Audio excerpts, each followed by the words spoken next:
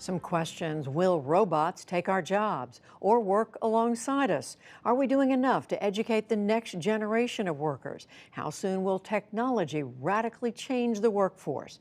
These are just some of the questions we'll be exploring next week in a series called The Future of Work.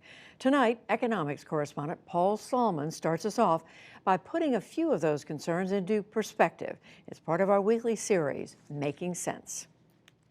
First, the job scare story you've likely heard. Millions of humans replaced by robots. 75 million of them within 5 years, says the World Economic Forum. But it then adds 133 million new jobs may be created at the same time. That's what's called creative destruction. Here's Carl Frey of Oxford University. This theme has been reoccurring from time to time for the past 200 years.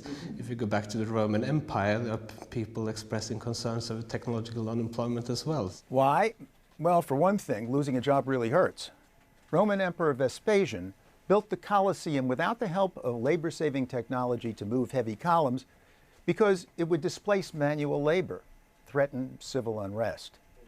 Remember the Luddites, who broke the high-tech textile looms of the early 1800s to save their jobs and were hanged for their efforts? The Washington Post employees who sabotaged automated presses in 1975. And it's not hard to understand why workers are so resistant to creative destruction. Here's MIT's Andrew McAfee. Change is scary. We humans have a bias for the status quo. We don't want the boat rocked really hard, and it's always easier to focus on the destruction part than the creation part, for a lot of obvious reasons. It's easy to see this job being automated away. It's not as immediately clear what kinds of jobs, what kinds of opportunities are being created by technology. Study after study has found significant physical and mental health effects of even one layoff, even when the person found another job. And Oxford's Carl Frey has estimated that almost half of U.S. jobs are at risk of elimination. If economic history provides guidance, it suggests that we will continue to create a lot of new jobs as well.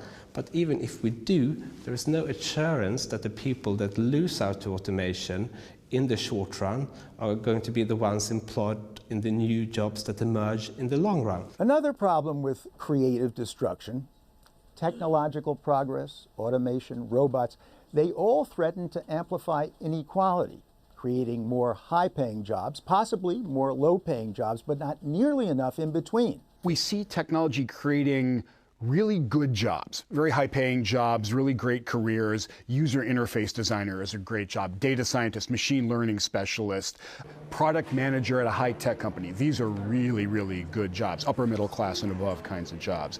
There's also a huge bulge of jobs being created down at the low end of the pay scale.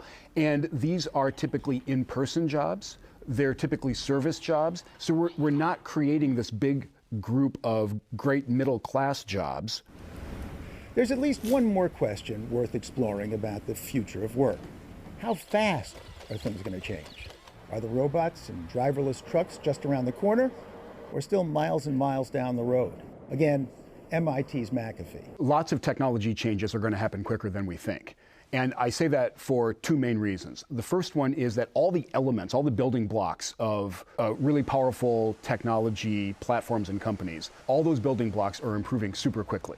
We got networks, processors, storage, bandwidth, and innovators and entrepreneurs are combining those building blocks in really interesting ways, and they're doing it faster and cheaper than ever before. And so these are the questions we'll explore in next week's Future of Work series.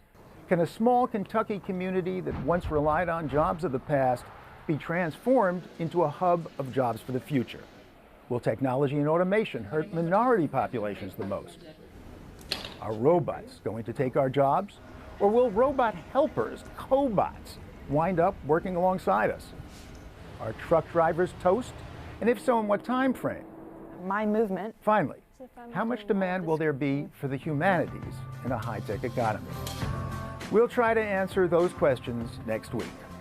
For now, I'm economics correspondent Paul Solman.